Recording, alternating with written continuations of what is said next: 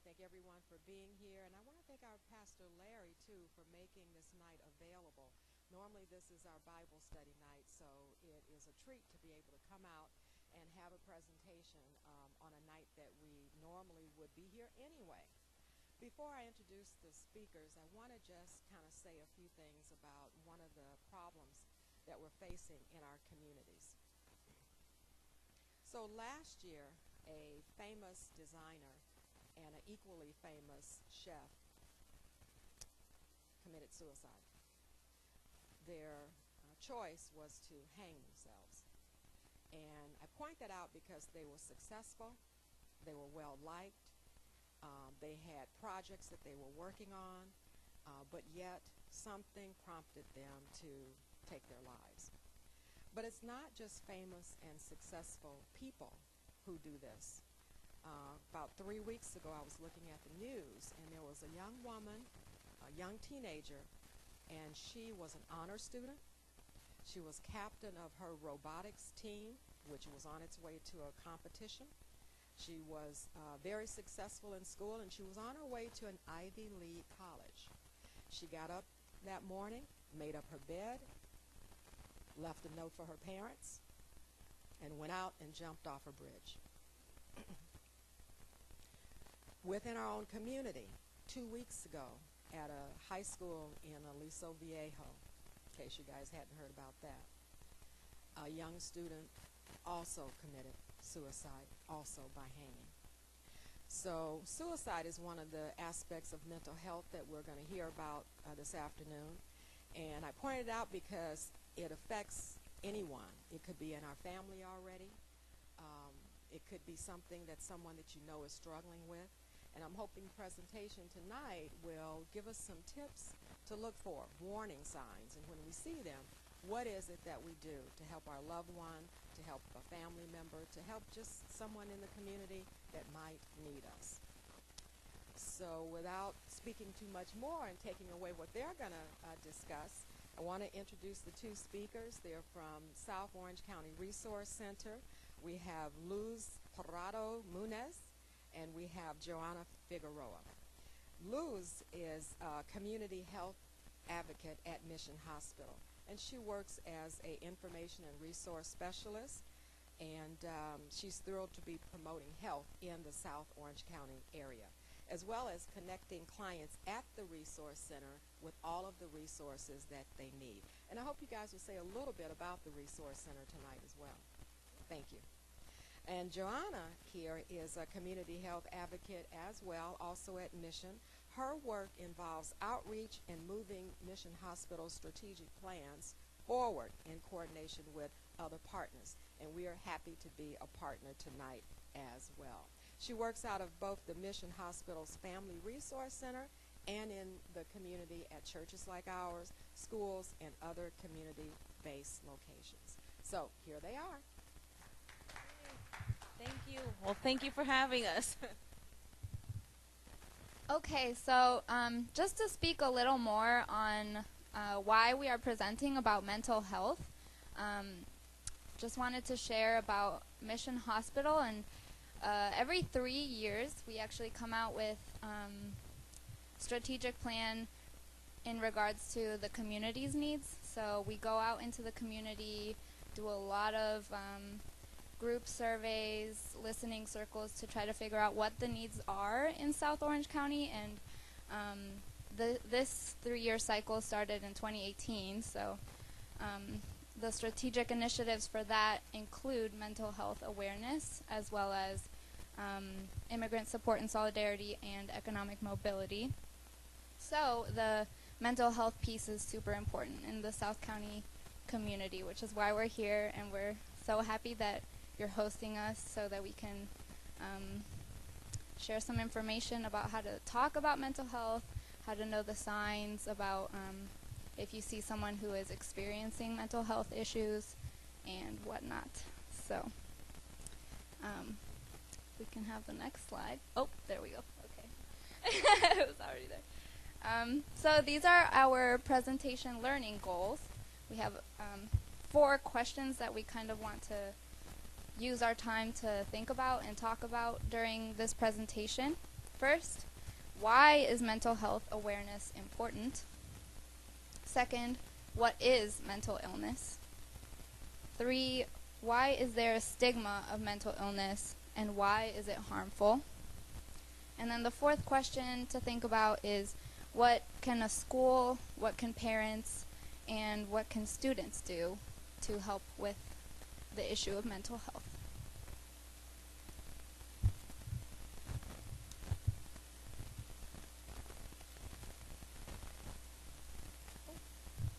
Okay, so when thinking about mental health, what are some of the first things that come to mind, just off the top of your head? Mm-hmm.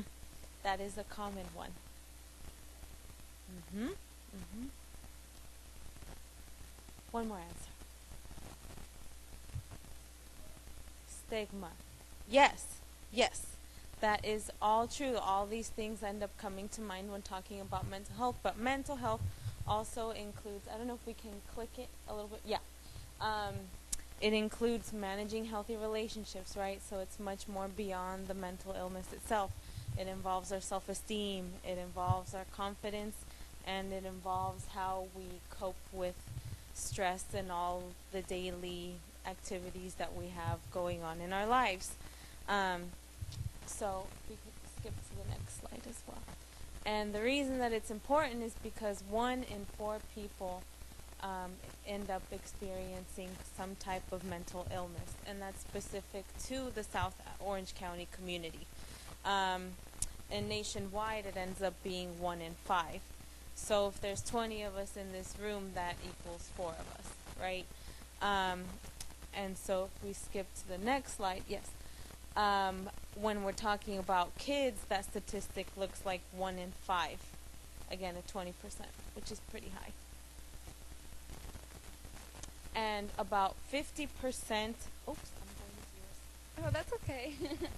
Okay, well, as she said, 50% of people who experience mental illness, that starts by age 14. So of all the people who experience mental illness, 50% of them start as young as 14 years old. That's really young. Pretty shocking. And then by age 24, 75% of people with experiencing mental health issues have already started experiencing those symptoms. So it's definitely very much affects people who are young, but it also does not discriminate against any age. So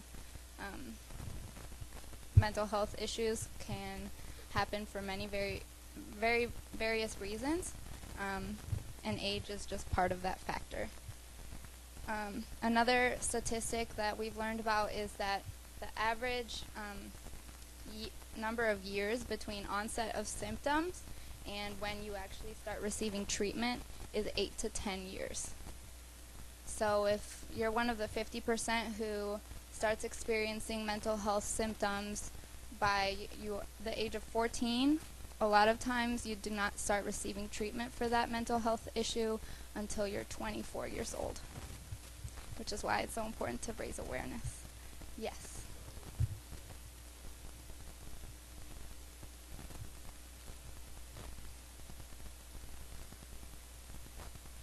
You know, I think there's a lot of factors into that statistic, and hopefully that starts to lower as we start increasing awareness about what mental health issues look like.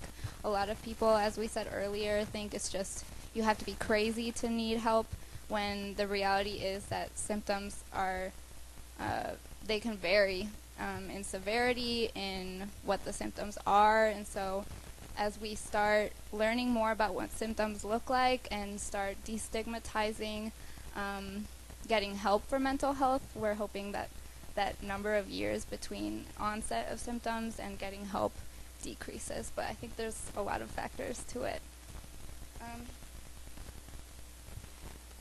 Okay. Thank you. So, less than 40% of adults with a mental illness receive treatment, which is not a good number. We definitely want to raise that up because there's nothing wrong with receiving treatment. We would love that to be 100% of adults experiencing mental health illness receiving treatment. And then with children, it's less than 50% of them receiving treatment. So I kind of already touched on it, but are there other reasons you think of that people would not receive treatment for mental health?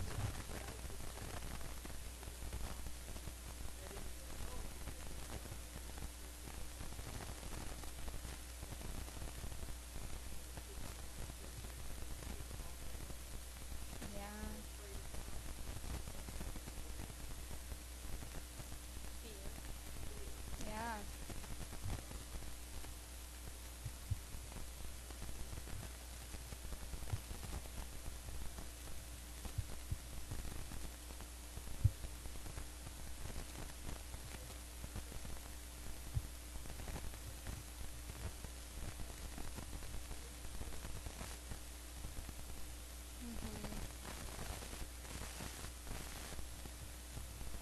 Absolutely. Yeah, thank you.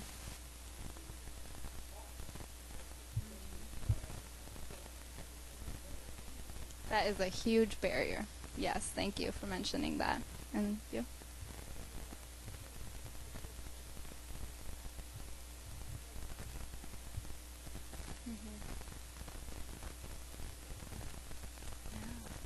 Yeah. And Pastor, did you? Oh, yeah.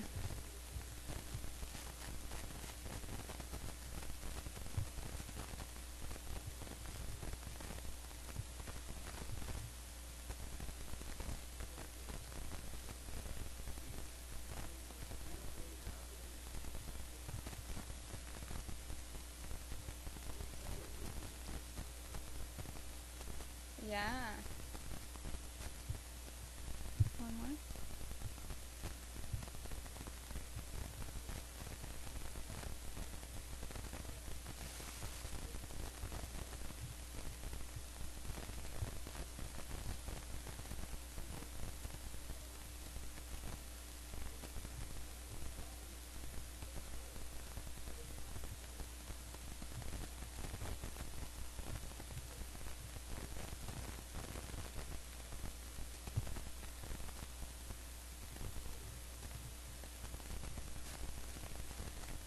Yeah, that's a great point. Thank you.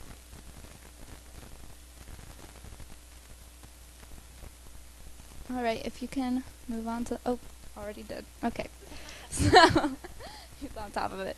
Okay, so why is there stigma? I just want to open that question up to all of you first. Someone's mentioned stigma before, but why do you think there is stigma surrounding mental health?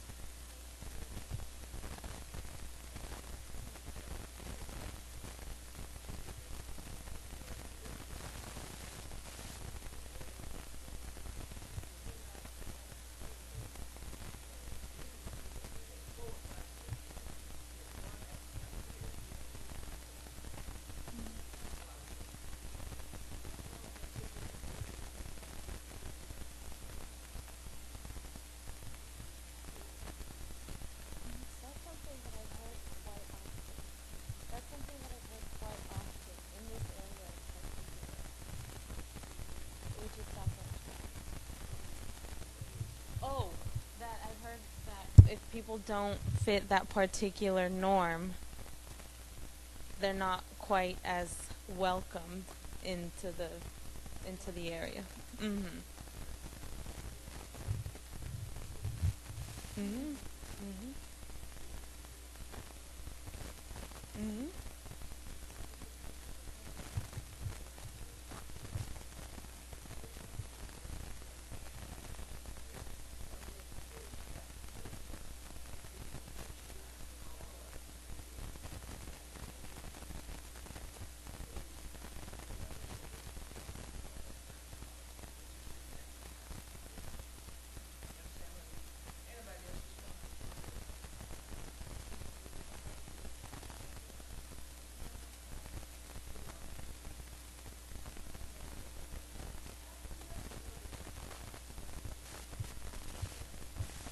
Yeah, and a lot of times people don't know how to interact with people who act differently. I think for sure that's a good point. What about Any inspiration from these pictures? Why stigma is so prevalent in our society?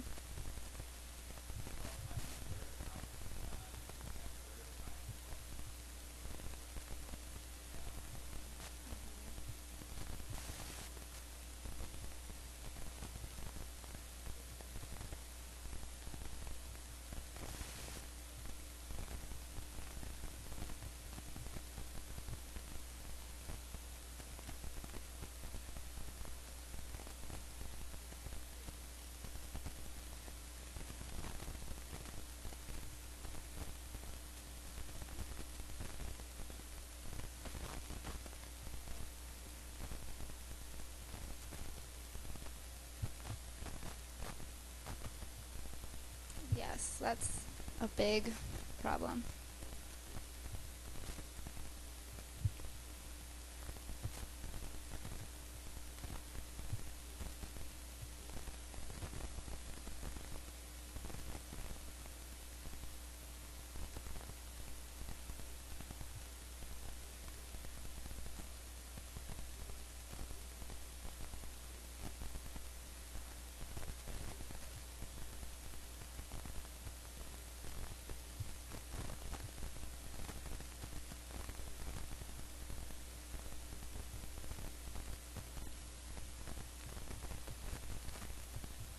Yeah.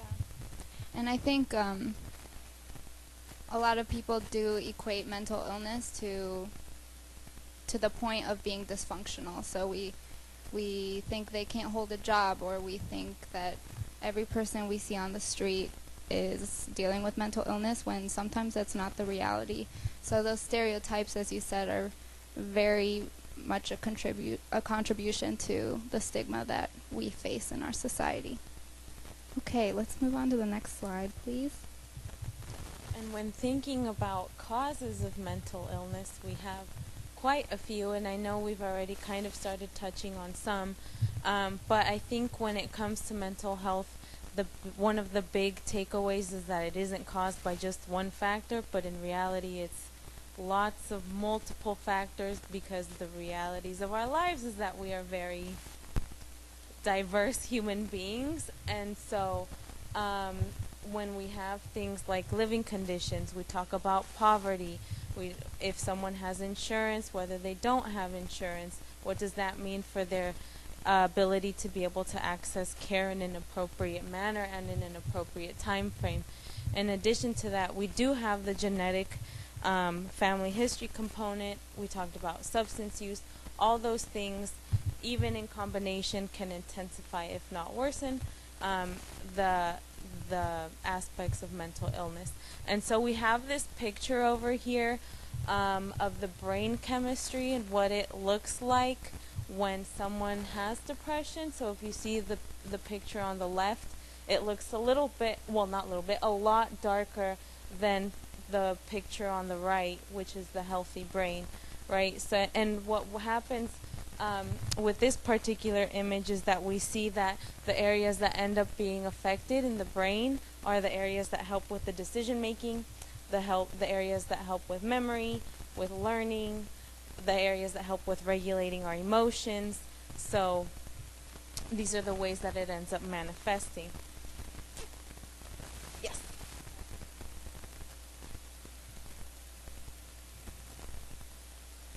Yeah, because and the way I would see that is part of that emotion regulation, right? So when we're interacting with folks, how does that end up manifesting in the way that we say I interact with Pastor Larry, for example? Yeah, that's a really great question.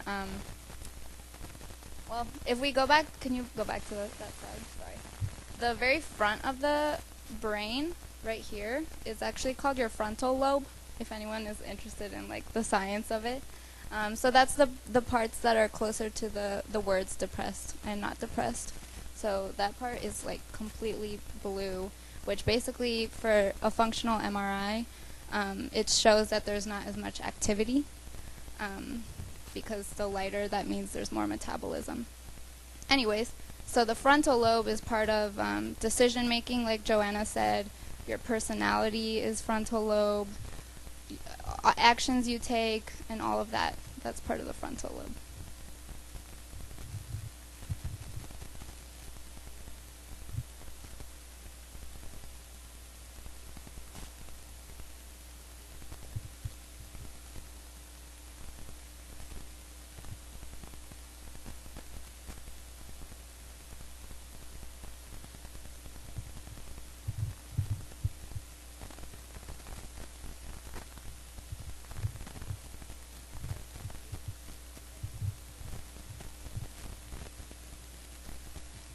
So there's actually quite a few different studies happening right now around the field of genetics in general, which I find to be super fascinating. And one is the field of epigenetics. So we have our genes, right? I'm supposed to inherit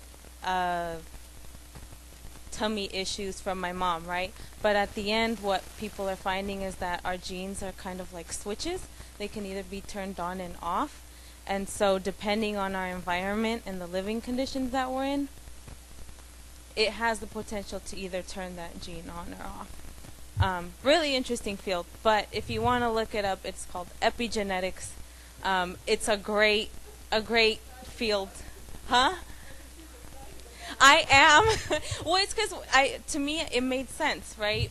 We have our genetics, but at the same time, we're people who live in multiple environments, and that ends up affecting us. So how come maybe I have this issue, but maybe my sibling does not, right? So things like that. Oh, I am still next. Okay. And I think, next slide, please. And so we talked a little bit, and I'm hoping we can talk a little bit more about some of the consequences of untreated mental illness. And one of the answers that was thrown out was the self-medicating, how it manifests in that, right? And so that is one, self-medicating. And that can be with drugs, alcohol, any type of substance use. This also looks like distorted thinking, meaning having thoughts like, I'm the only one who's going through this, and feeling shame, right? That ends up affecting all our other areas of life as well. It could be work, it could be school. For teens, this could be grades, right?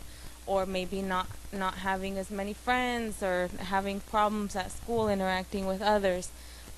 Or it could be loneliness and isolating yourself because, again, going back to that feeling of shame and not wanting to be a burden on anyone else. And then the more harmful consequences end up manifesting in terms of self-harm, suicide, dropping out of school, things like that.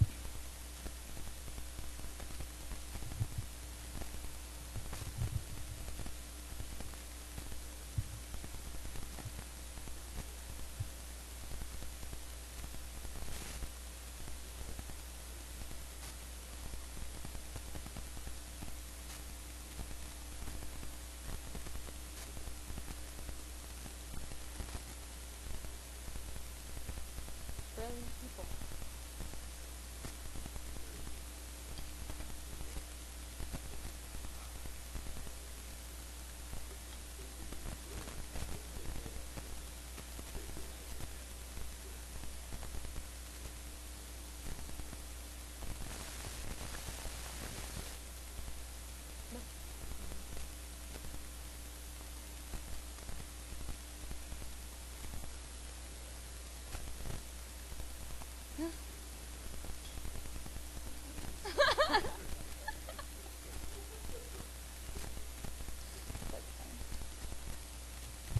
Yeah, so Vanessa made a really great commentary about the reality of suicide today, and it's a really sad topic, but what we really want to hone in on is that suicide is preventable.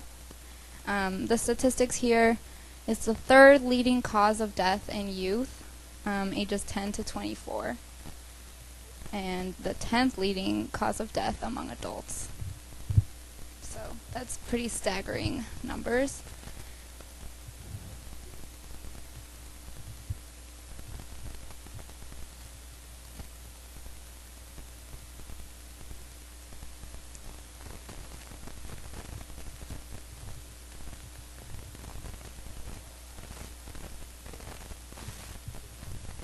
That's a really great question, and that's really tough. I think right now the great thing about spreading awareness about mental health is that the schools hopefully are trying to do more in regarding to anti-bullying policies, promoting kindness in their schools, and just promoting mental health. That's easier said than done, and some schools do it better than others. But you make a really good point. It's hard to get away from sometimes, and I think for parents that's super important to be there to listen to your child and to show them that even if they're not ready to talk about it, that you are ready to listen. And we'll get more into that, but the big thing really is that it is preventable, and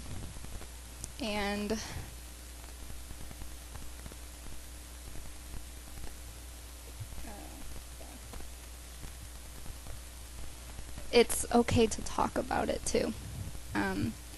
A lot of people sometimes get scared if someone tries to mention suicide in front of them.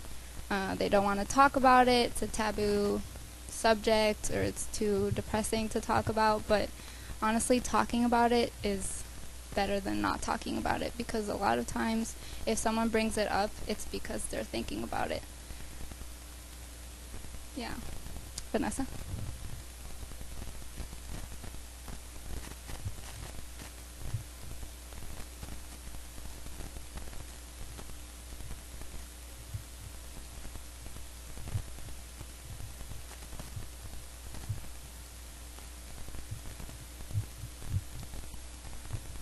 My understanding from what I know right now is that there's a pretty large county-wide initiative that's being implemented in schools, and that's the Each Mind Matters movement. And so you may see folks wearing a little green ribbon, and that's a sign of, I'm here, you can come talk to me. People can make pledges that they'll promise to talk, little things like that. Or they've done events where they've put a green bench at a school. I think it depends on the school district too, but I think at this point in time it's something that they're really pushing, because there's been a lot of funding that's been put into mental health because of the great need. And I also know that I'm not sure if all the school districts here have access to the tablets and if they get Google Chromes, but I do know there's very specific filters on there. So if someone ends up doing a Google search of ways to self-harm, that automatically goes to the district. The district gets in contact with the counselor, the parents, and there's a referral to a psychologist. Again, I'm not sure of how far they have gone in each school district, but I know that's been something that's been being done too. So, because they're school computers the school computers, and they'll let the school computers go home with the kids, or they'll have them there. But if they end up doing some type of Google search with those keywords, it's an automatic red flag. Yeah. We're getting there. With the schools. Yeah, it's a work in progress for sure. Okay, so let's talk about the signs of mental illness, because all of us, we are partly responsible to be there for our loved ones, our family members, our friends. Some signs are easier to tell than others. So as parents, as grandparents, as pastors, we all interact with people, and even if you might think that someone is doing perfectly fine, they might be exhibiting signs that we wouldn't have even realized were signs of mental illness. So there's behavior changes. Those can be from changing in sleeping habits. It could be sleeping all day, or it can be insomnia. It's different for everyone. Eating habits, extreme mood changes, and avoiding friends. That social isolation is a huge mark for mental illness. Then there's physical symptoms. If you see a friend or a loved one with, if you see them with cuts on their wrist, or things that should not be there and they don't really have an explanation for it, that's a sign. Significant weight loss or significant weight gain. If you all go out to eat and your friend is not eating compared to how much they used to eat, or eating way more than they used to eat, or drinking way more than they used to drink, those can all be signs. Trouble coping. There could be confusion depending on the mental illness. Problems with concentrating. So in school, if a teacher sees someone whose grades are dropping, or they just can't focus the way that they used to in class, that's a big sign. The self-medication is huge with drug use and alcohol use.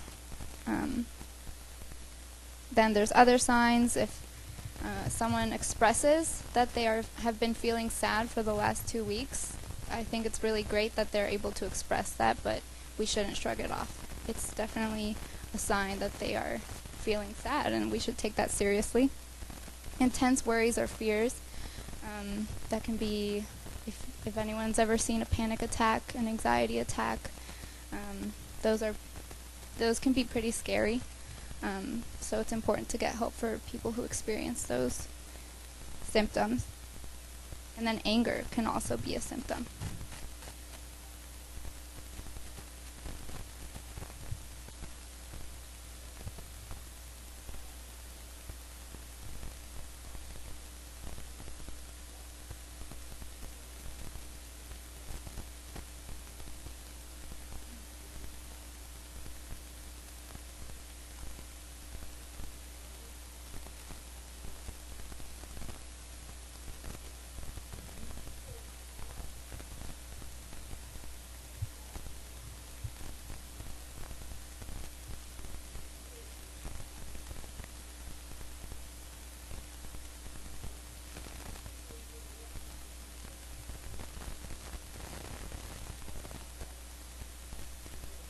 That's a success story. That's awesome.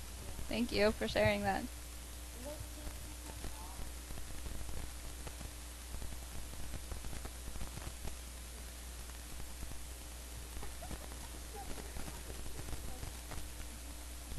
Okay, and so where do we start? What can we do? How can we be proactive? You would never say, it's just cancer, get over it. So why do we have these common narratives about mental illness? I think one of our other big takeaways is promoting this idea that our minds deserve just as much attention as our bodies do. So getting into that framework of mind, we can move forward and take really great steps towards hope and healing. And so what we would like to leave you with in terms of lots of yet useful tactics is our mental health first aid. And we're going to go through all these steps throughout the rest of the presentation, but I'll just list them off real quick. It's assess risk for suicide, listening non-judgmentally, giving reassurance and information, encouraging and appropriate professional help, like you did, great, and encourage self-help and other support strategies.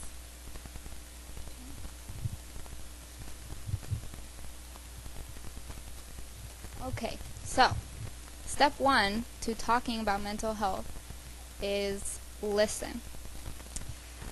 And through my time here, I just started in August, but as an information and resource specialist, I've really learned that listening is an art. It really is. So here's some tips for being a good listener and showing whoever you're talking to that you really do care. There's a difference between hearing someone and listening to them with empathy. So, comfortable eye contact, making sure that there's always that eye contact, an open body position. Then sit down even if the person is standing. I think what that is trying to say is that if the person is standing, they might be angry, they might be anxious, but if you sit down and invite them to sit down next to you, it shows that you're there to stay, and it shows that they can relax as well. Sit alongside and angled toward the person rather than directly opposite of them. I think that allows room for physical contact if that's the need. Every person is different on what they want physically, and then listen to their tone of voice and nonverbal cues. Okay. Another really important part of talking about mental health is realizing that you might not completely understand what a person is going through. So just accepting and respecting the person's feelings, even if you do not agree. That can be tough. But it's really crucial, because if we are talking to someone who is experiencing mental health issues that we have never experienced before, a lot of times we might want to disagree with them. Like if someone goes up to me and tells me that they think they're worthless, the first thing I'm going to want to say is, no, are you kidding me? You're not worthless. But that's genuinely how they feel inside. So you obviously don't have to agree with them. You don't have to say, yes, you're right. Don't say that. But the point is, you don't have to disvalidate how they are feeling, because that is a very real feeling. And respecting how they feel, but also letting them know that you're there for them, and if they need someone to talk to, that you're there for them. It might be easy might be easy for us to conclude that someone doesn't have any reason to be sad, or doesn't have any reason to feel angry all the time, but we're not in their shoes. So just taking a step back and realizing that the way they are feeling is very real to them. Okay. We can move on to the next slide. Does anyone have any questions so far?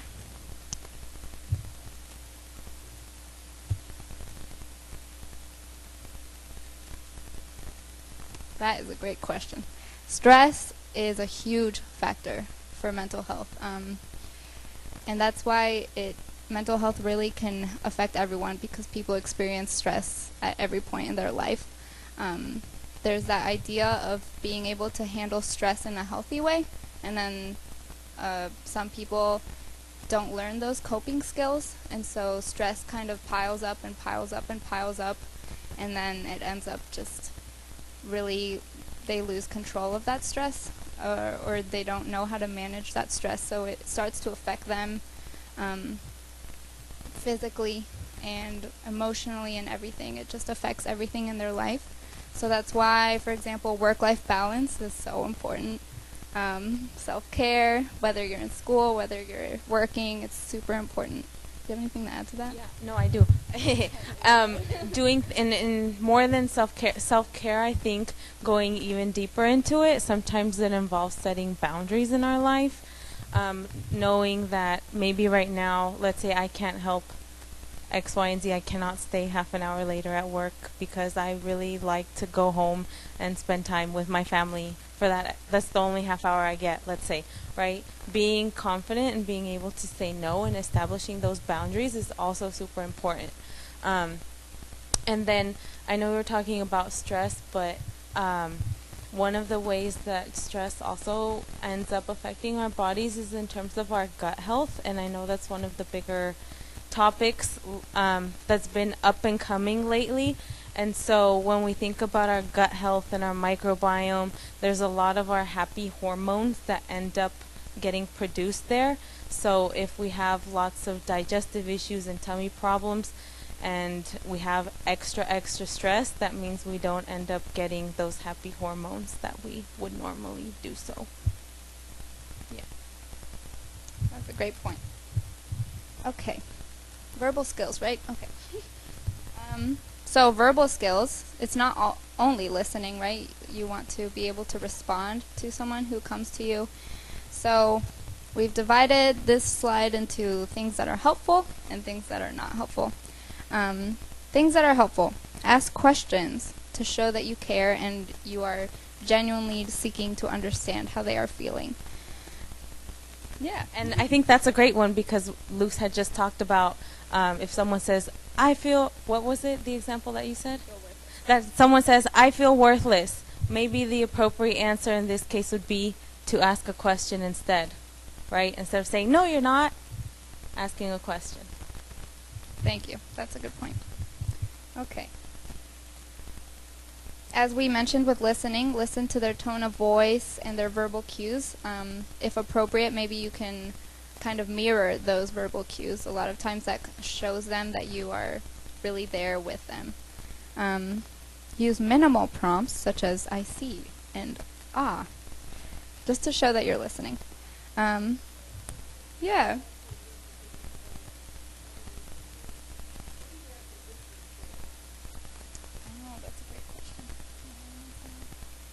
Well, I mean, it's good to, when someone is coming to you for the first time, and you never expected any of this. Oh, that's very helpful.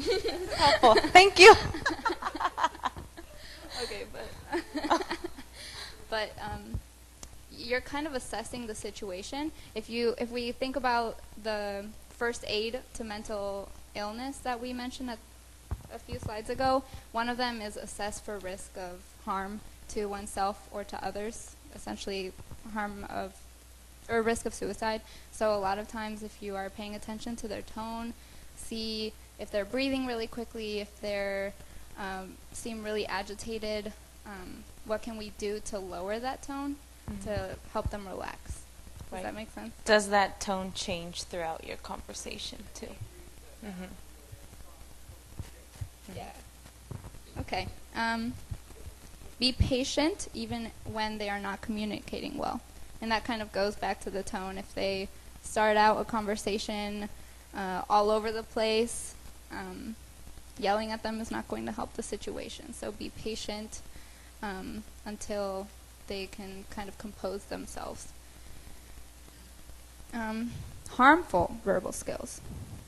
Don't be critical or express your frustrations of the person for their symptoms. I don't get why you feel this way. Yeah. Avoid the pull yourself together concepts or terms. Please don't ever tell someone to just get over it, because that will make them feel like they can't talk to you, first of all, and also feel very invalidated. Do not interrupt the person and share your own opinions and experiences. The reality is a lot of us may or may not have experienced mental illness in the past or right now, but everyone experiences their own mental health in different ways, so they just can't be compared. And I think that particular one, it comes from a very good place, because oftentimes if I tell Luz, oh, I'm going through some anxiety right now, it comes from a good place that she wants to help me and say, I have gone through that too. Let me tell you, 2 years ago, blah, blah, blah, blah, blah, blah. But at the end, that's maybe not what the person needs to hear at that time. But again, acknowledging that the fact that most of the time that does come from a good intention. Yeah. Yeah. And then avoid confrontation unless necessary for safety. Confrontation is not always necessary. Okay, let's move on to the next slide. Great. So, what if they do not want help? That can be tough, because a lot of times that's what we want to give to someone. We want to say, I'm here to help you. Has anyone ever had to be part of like an intervention for someone, and then they refuse to get help during that intervention? That can be pretty tough. So what if they don't want help? The thing is that we can't force them to receive that help, especially if they're adults. There's not much we can do at that point, unless they are at a serious risk to self or to others' safety. Then that's a different story. But always remain open and available to them. Let them know that you're here for them with open arms for when they are ready to receive help. And also realizing that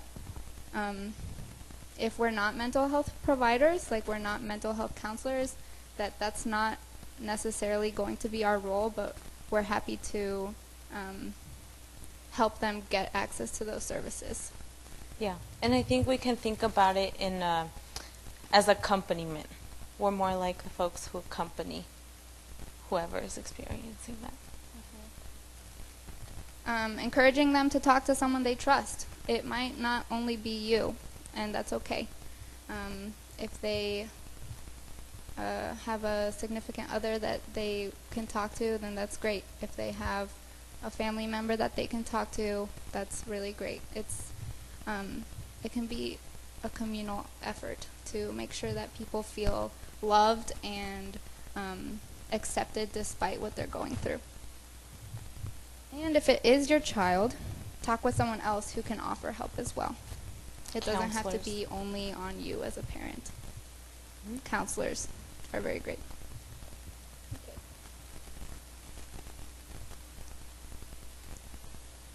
All right, we're going to quiz you all. So we have a few different conversation examples on each bullet point. I'm going to read them. Well, Luce and I will probably read them interchangeably, and then we're going to shout out whether we think that particular line is helpful if we're telling someone who has mental illness or harmful. So, the first one. I understand and know exactly what you are going through. The same thing happened to me 2 years ago. Helpful or harmful? Why? Not helpful. Yes. Agreed. Okay, next one. I am concerned about you. Yeah. Yes. You'll feel differently tomorrow. Harmful. That's the exact answer I would give. How long have you been feeling like this?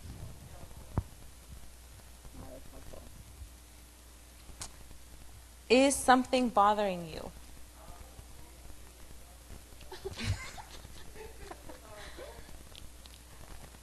No, actually helpful. It's a question. It's an open question. Open question. Helpful.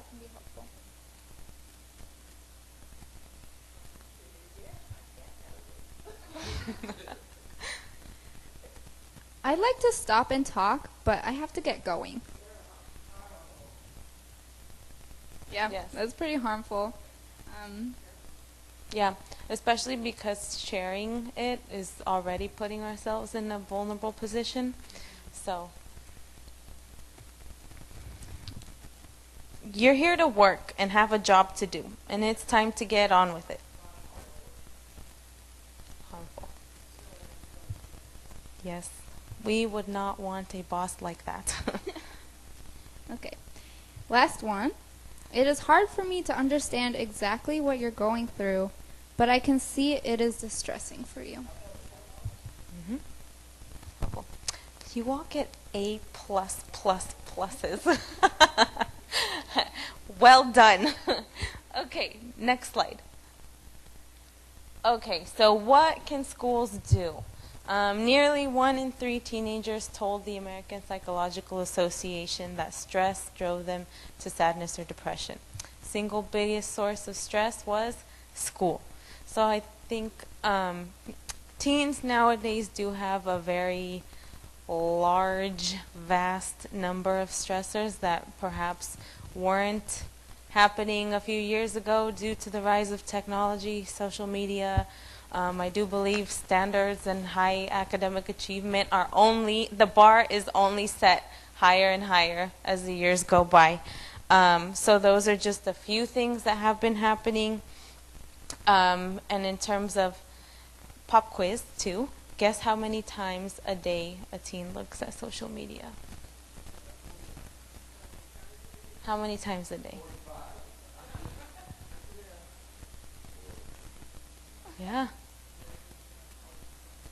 Yeah, it's a pretty large range. I'm not sure where the statistic came from, but it's between 25 and 133. I'm pretty sure you were all right. Yeah.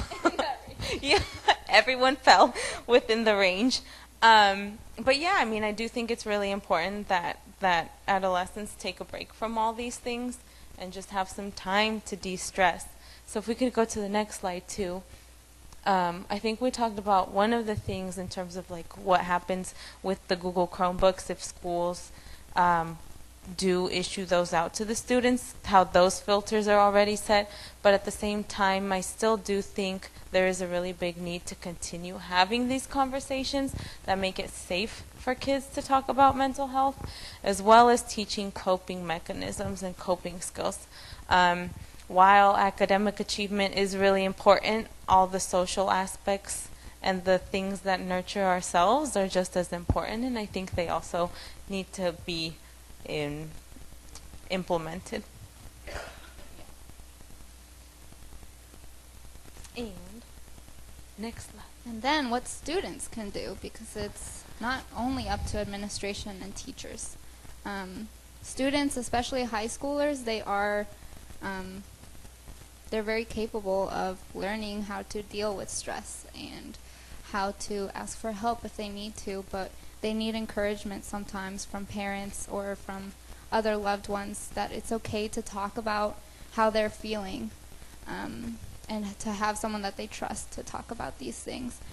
Johanna and I actually, we both just graduated pretty recently from grad school and from college, so school is tough. I mean, as she said, the academic demands, they just keep getting higher and higher, and balancing not only school with work and with extracurriculars, it's tough. Yeah. So just remembering that with high schoolers and college students, that it's a lot to juggle, but that self-care and self-compassion and coping with relationships and stress, it's super important. And finding that good group of folks who are in the same frame of mind and the same thinking as you are is also really helpful, especially within school, because I feel like, to be honest, if it was not for that circle of friends that I had in grad school, I would not have made it through. So, yeah. Next slide. And then moving further, talking about what parents can do, right? Parents can always contact doctors, push for those referrals with mental health specialists if you see that is a need. Get in contact with the school, let the teacher know, let the counselor know, whoever your child gets in contact with. Those are all the folks that we need to contact. And then again, connecting with other families and finding those support groups are always super helpful as well. Being in spaces like this, right? Being in spaces where you can get a little bit more education, more knowledge, and then also modeling that healthy behavior. The best way that kids can learn is by watching the actions that we do. So if we model those healthy behaviors in terms of asking for help when we need it, saying, hey, I need a break today, I need to go take a mental health day, those are the things that kids are going to remember the most. Modeling healthy relationships too. Yes. That has a huge effect on kids. Next slide. And then this is just a screenshot of a few of the low-cost mental health resources around this area. Ours is up there, but the address is wrong. That was the old location. But most of the other ones are pretty accurate and correct. NAMI, N-A-M-I, the National Alliance on Mental Illness, is a fabulous resource. I know they also do a few trainings for religious leaders, faith leaders in the communities. So if that is also something that you are interested in, we could put you in contact with them as well. Feel free to take a screenshot. If not, I know we have sent you I can send you the copies. And you can feel free, if this slideshow is to be printed and stuff, we do not have any problems with that as well. Yeah. And I'll just add too, this is actually just a few of the resources we have in Orange County. There's actually a lot more. It's pretty impressive. So I guess this is a shameless plug for the South Orange County Family Resource Center. But if you were to call the South Orange County Family Resource Center, which is the one that's literally down the street on Aspen. Oh, I'm so disoriented. That way. Then there's people who take these calls, and if for some reason you don't match the services that we can provide, we have countless resources that we can refer you to. And there's so many for mental illness. It's pretty amazing. Okay.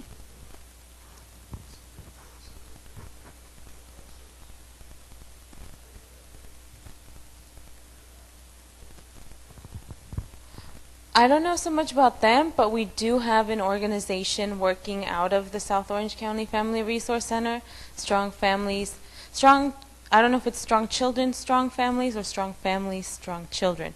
But they offer a great deal of case management, not just for veterans, but veterans and their families. And Corey is the person who would be contacted there, and we also have his contact info as well. But he's really great. So in terms of accessing not just mental health resources for veterans, but beyond that, he would be the best resource. Okay, we can move on to the next slide.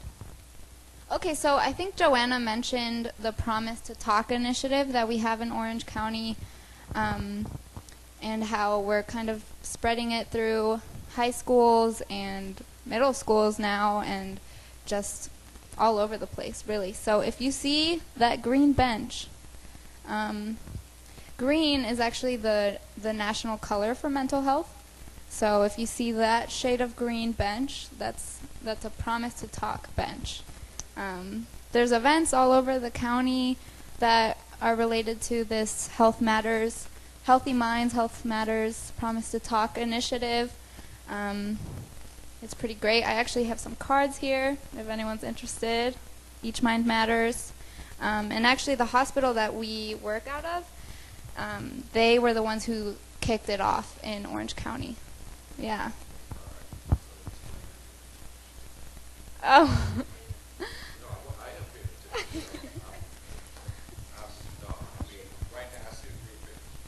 What's the point of the green bench? Yeah, that's a great question. Oh, I promise. Well, yeah, that's a great question.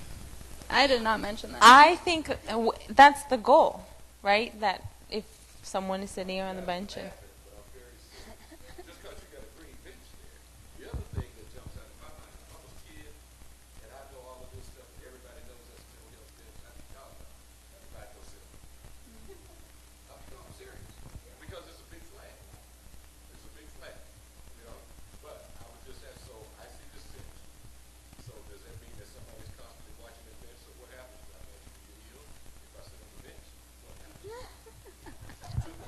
Well, I think the bench moves around. It's not really in set places.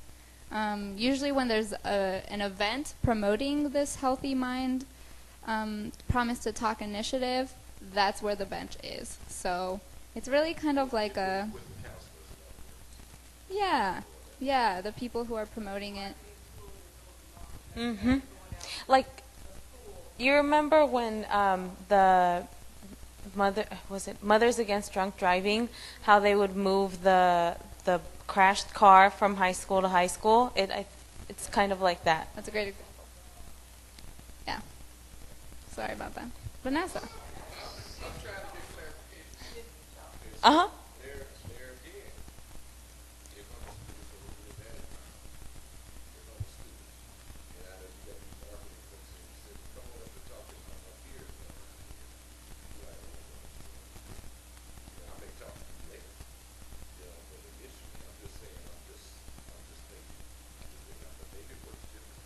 How to break past that stigma, right?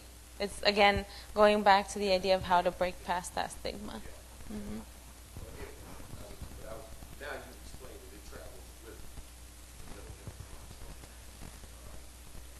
Vanessa, you had a question?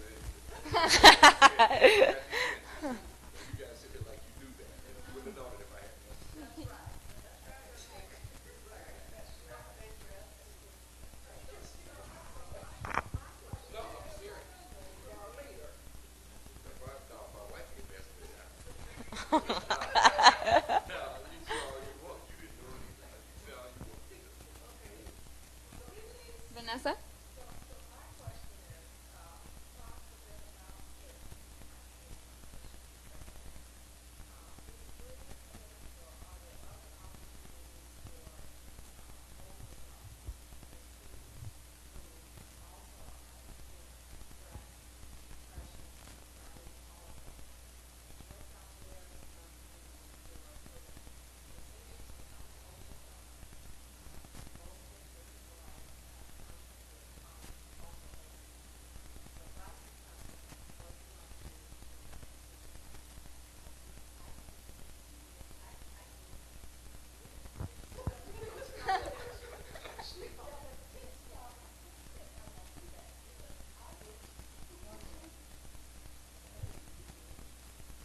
Well, Vanessa, that's a great question. If we look at the previous slide with all the resources, well, I mean, what I'm trying to show is that they don't really, some of them don't really discriminate on age. So these are not all just for young people. Like even the South Orange County Family Resource Center, we provide services to any age dealing with or who needs mental health counseling. The Czech Family Resource Center is the other FRC associated with Mission Hospital. They also don't discriminate based on age. Yeah. So really most mental health organizations, they're not focused on young people. There are some that are. For example, Western Youth Services. Those are specifically for youth. There's also the Office of Aging, and so I know there's a good amount of workshops that can be coordinated with them in terms of aging well, other topics of wellness, but that's another additional resource too. Okay. Yeah. So, yeah, actually, with the Promise to Talk, if you do want a card, we have an app, which is pretty cool. It basically gives you resources on how to talk about mental health, how to start conversations, even with people who don't open up to you first, but just how to start the conversation so that they know that you're an ally, that you're there for them. It's really awesome. And we also have a website, of course. So if you're more interested in learning about the Promise to Talk initiative.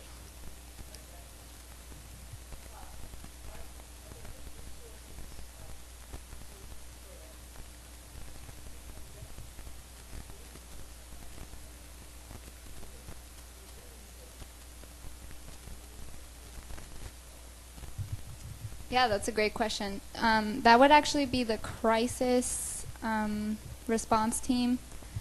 I don't have their number memorized, but for example, if you were, I'm pretty sure you can just Google it, like crisis response team, Orange County.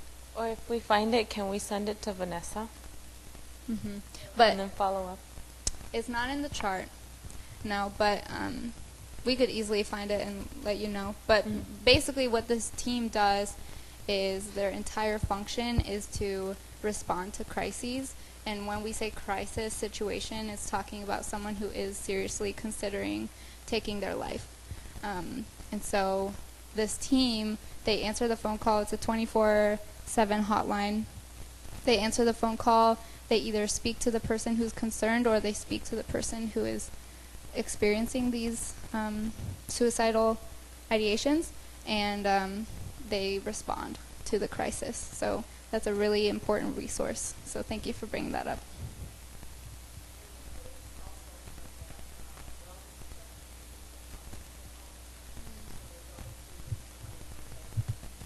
Oh, okay. Yeah, so that would be a 911 call, I'm assuming. Yeah, can't go wrong with a 911, I don't think. No. Okay. So, final thoughts. You are not alone. And that goes both in you are not alone in your own emotions, in if you are experiencing some kind of mental health symptom or illness, you are not alone. There's a lot of other people who have similar issues that they're going through, and it's okay. But also, you are not alone that if you are working with someone who is experiencing something, you're not alone in helping them. There are counselors all over Orange County, people you can trust who can help you. No, I think you've covered it all. Okay. All right, next slide. Just thank you. Yeah, thank you. Yeah, and we have a great deal of resources up here as well. We do have legal consultations that we have added as of January. We have 2 agencies providing free legal consultations. The first one is over the phone, 30 minutes, great resource to have. additional Family Resource Center flyers and the calendar that runs through the end of April. But once we get the new ones, we can always combine, drop them off too. Thank you Thank so you. much. You know, this is our Is that first for- one in English. Yeah, we've done them all in Spanish. Yeah. Yeah. Yeah. So, thank you. Well, we officially want to thank you guys for Oh, coming out oh, thank and you. being with us this afternoon. Thank you so appreciate much. it So very much. appreciated. These are so great. You see the color? It's the color. Yeah, this actually looks very much like that color. Yes.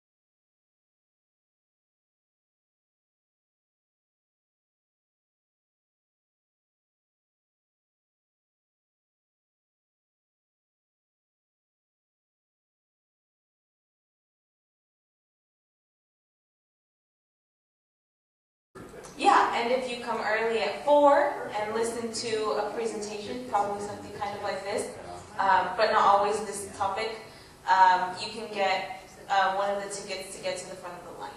So. Now, can other nonprofit organizations come and pick up food from you?